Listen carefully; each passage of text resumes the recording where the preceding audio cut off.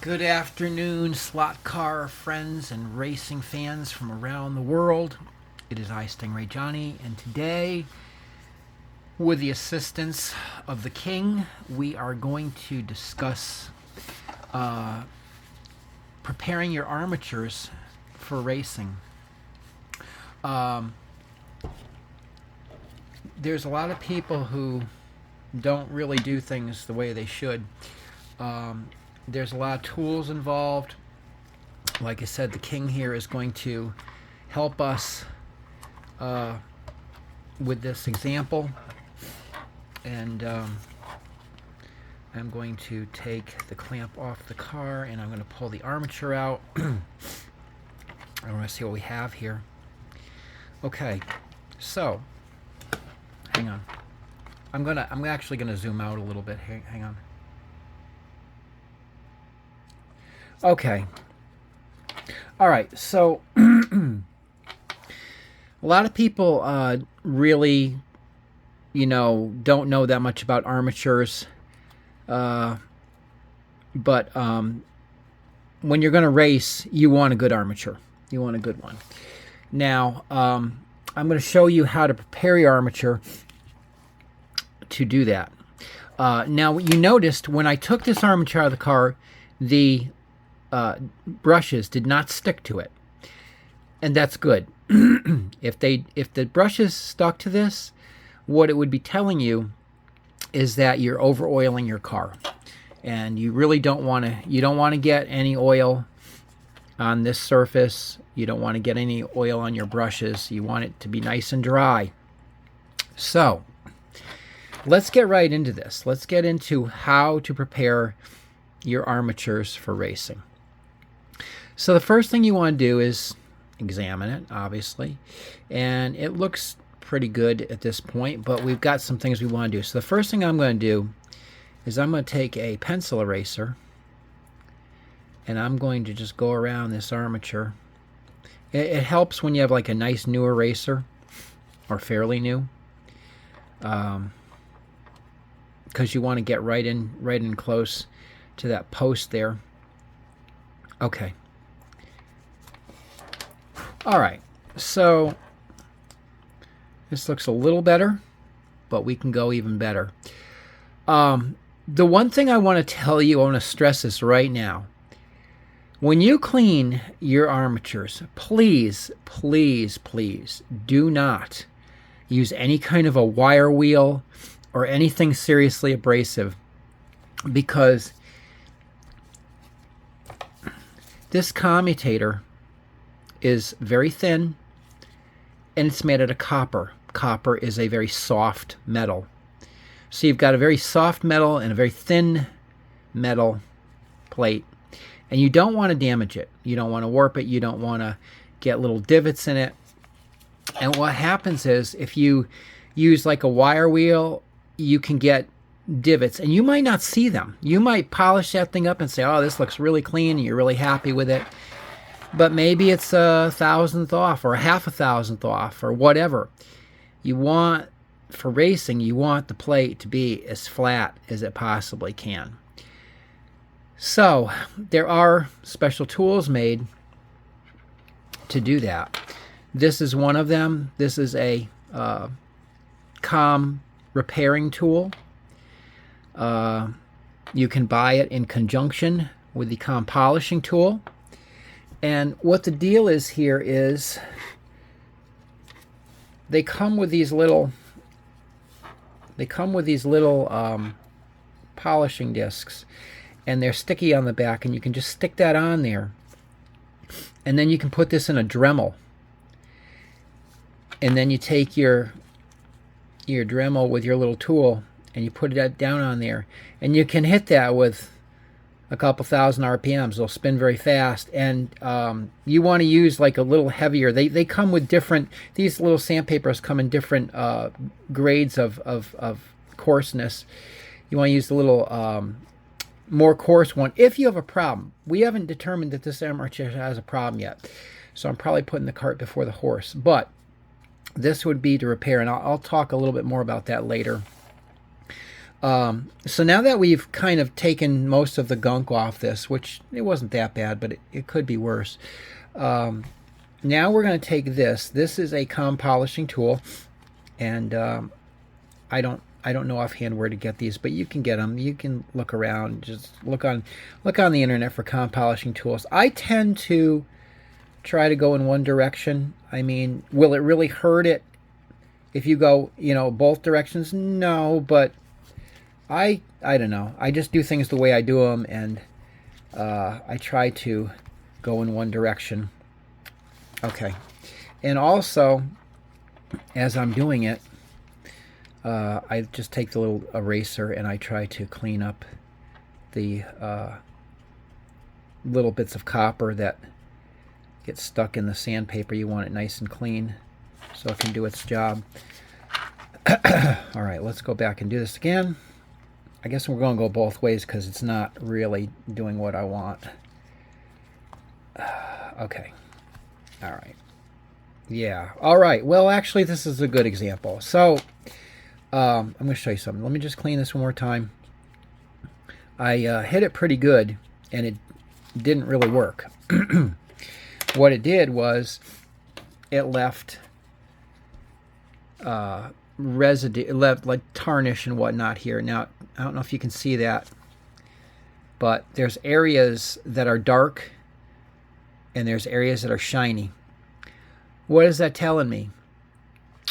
The dark areas weren't touched by this tool, so they're low spots.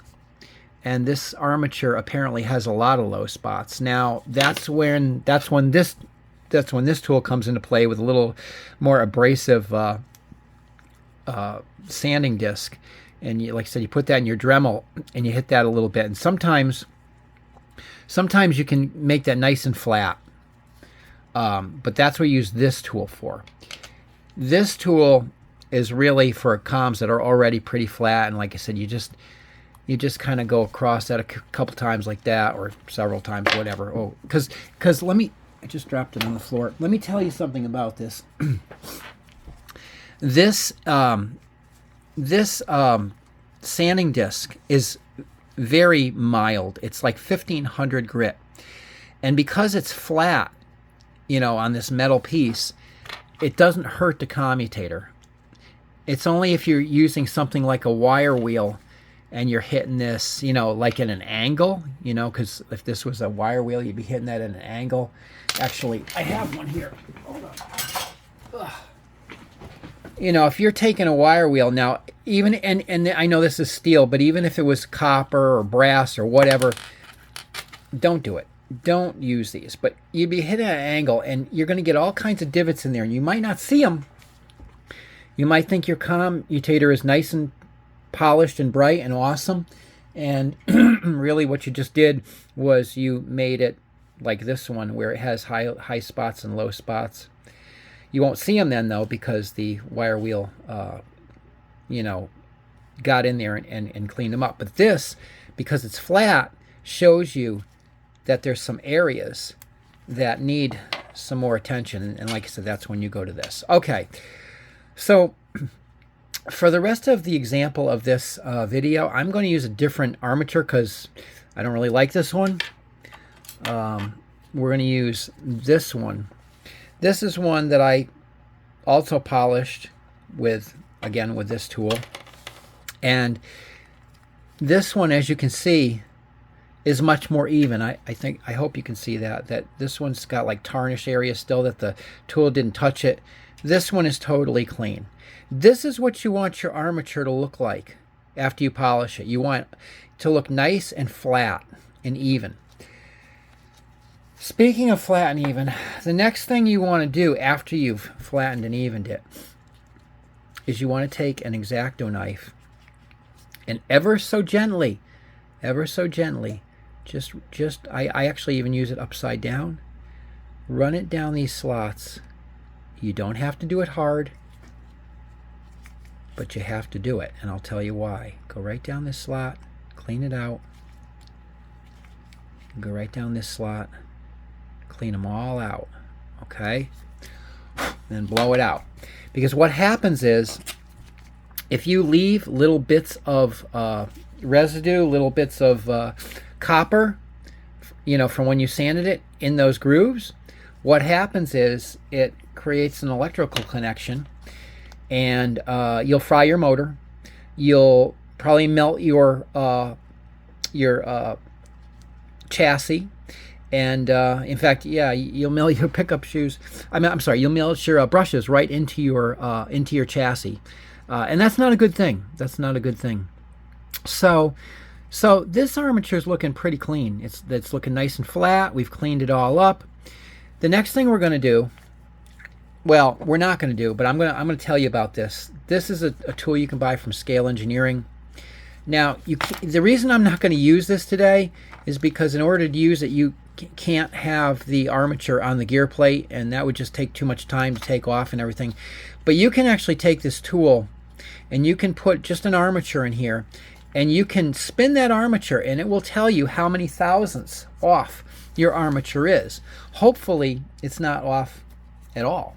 But this is a tool that if you're really going to go race pro, this is something you need.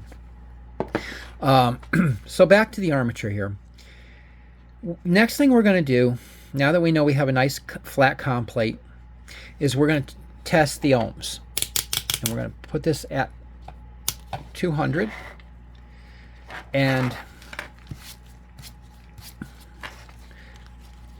there's something that people don't do that they really should be doing when they test their ohm reading on their armature. A lot of people will just, they'll just touch these two, they'll spin it, they'll touch these two, they'll spin it, and they'll touch these two and they'll spin it. That's not how you test it. First thing you want to do is you want to touch these two probes together. And I don't know how well you can see it, but the reading says 0.05. Now I went to 0.4. Okay, 0.4. Okay, so now you've got to subtract that 0.4 from what you find here. So we're going to test this. We're going to hold these down on here, and see what we get. You gotta wait a little bit too. You gotta let it do its thing. So it just hit 15.8. Spin this, do these two. See what it comes up to. This one, let me do that one more time. I know earlier I did this, it was 15.8. Well, maybe it's only going to go to 15.9. Okay. All right, we'll do the, so we got 15.8, 15.9, and let's see, 15.8.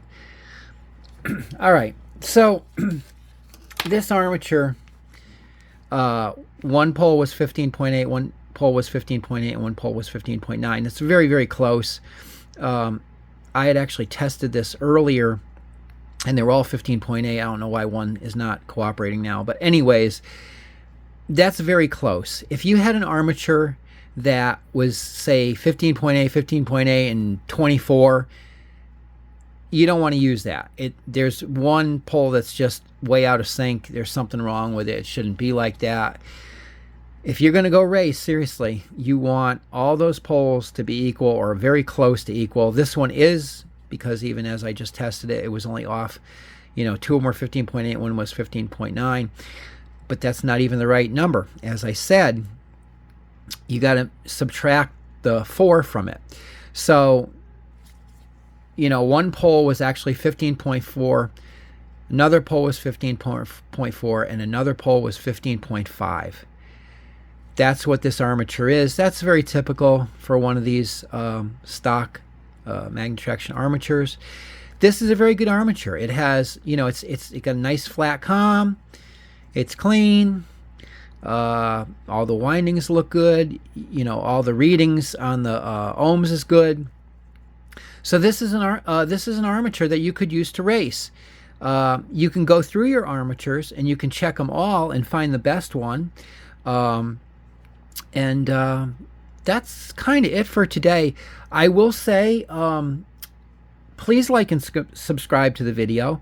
And also, if you have any questions, put them in the comments and I will try to get back to you and answer all your questions for you. And I hope you guys have a great day. I will talk to you later. Bye-bye.